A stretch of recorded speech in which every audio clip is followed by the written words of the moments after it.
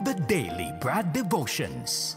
Today's reflection with Pastor Jeff Eliscopides. Inaabangan ka rin, maliban ni Kuya Al Mendoza, Manong Tuts, maging ni Darly Darroca. Brad Jeff, serve the people. Good morning. Thank you. Good morning, Ted. Good morning, Cha. Good morning sa ating mga taga-subaybay. Good morning, Kuya Don Gonzalez. Thank you for watching. Good morning. Good morning. May feedback. Pero sige, Pastor, ano ang magandang balita natin ngayong araw ng Miyerkules na? Yes, na-inspire lang ako sa isang nabasa kong politiko. Hindi ako komentarista. Maganda lang itong sasabihin ko. Nabasa ko kasi ang solusyon daw ay repentance.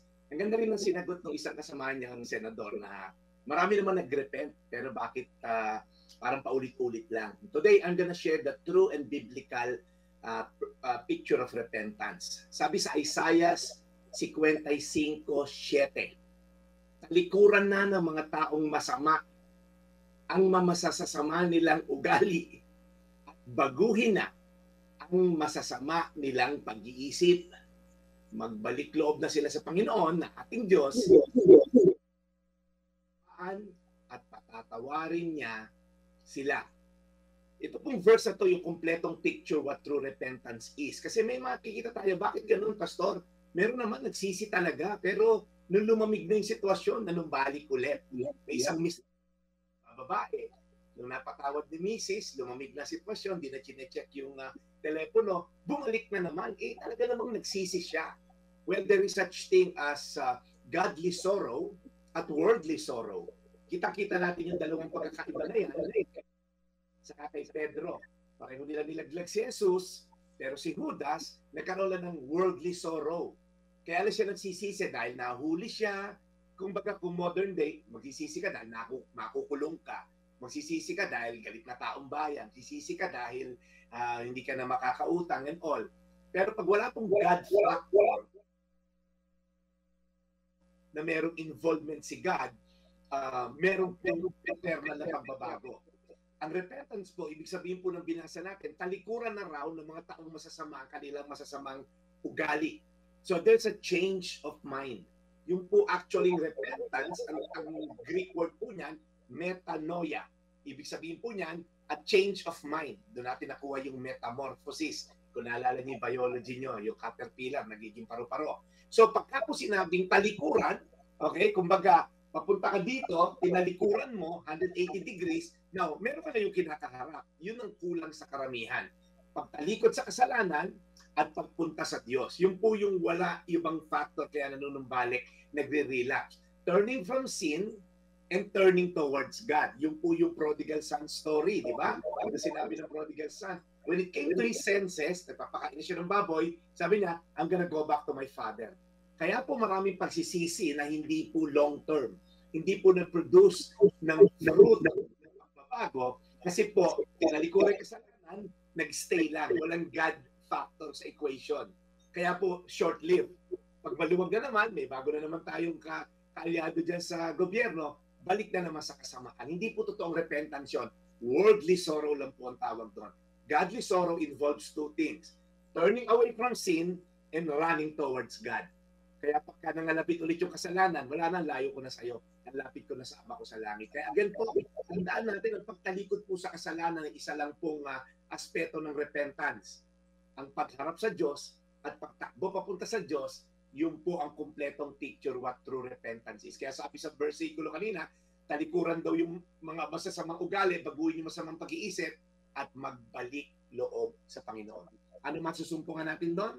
Yung father open arms, the prodigal son story, waiting for the time babalik ka dahil yung mercy niya at yung grace niya ay naghihintay sa atin. Kaya po kayo na patuloy na nagsisisi, bakit pabalik-balik ka sa pagnanakaw, pabalik-balik ka sa pambababae, pabalik-balik ka dyan sa drugs na yan, kasi po may kulang sa pagsisisi natin. Yan po ay involvement lang yung worldly sorrow, kailangan may God factor. Pin po natin ang Diyos, magsisi tayo sa ating mga kasalanan, talikuran natin to, at tayo experience ng kanyang awa. Isaiah 55:7, talikuran na ng mga taong masama ang masasama nilang ugali at baguhin na ang masasama nilang pag-iisip. Magbalik loob na sila sa Panginoon na ating Diyos dahil kakaawaan at patatawarin niya sila. Ay manalangin, Panginoon, sa daming kinakaharap na problema ng aming bayan, whether national or maybe personal level, Lord, you called us to repentance. In fact, yan ang una mong mensahe nung ikaw ay nandito sa lupa. Repent, for the kingdom of God is near. Talikuran daw namin ang aming mga kasalanan at kami humarap sa iyo, magsisi, magpakumbaba, at yakapin ang mercy at grace na available sa amin. Kaya Panginoon, sa mga nakikinig na sawan-sawanan gumawa ng kasalanan, paulit-ulit lang, paiba-iba lang ng senaryo, paiba-iba lang ng eksena, Lord, bigyan niyo po sila ng true encounter with you. Bigyan niyo sila ng humility to humble themselves and then ask for forgiveness and pursue righteousness and holiness. In Jesus' name. Amen. Amen. Panginoon, muli po maraming salamat sa araw na ito.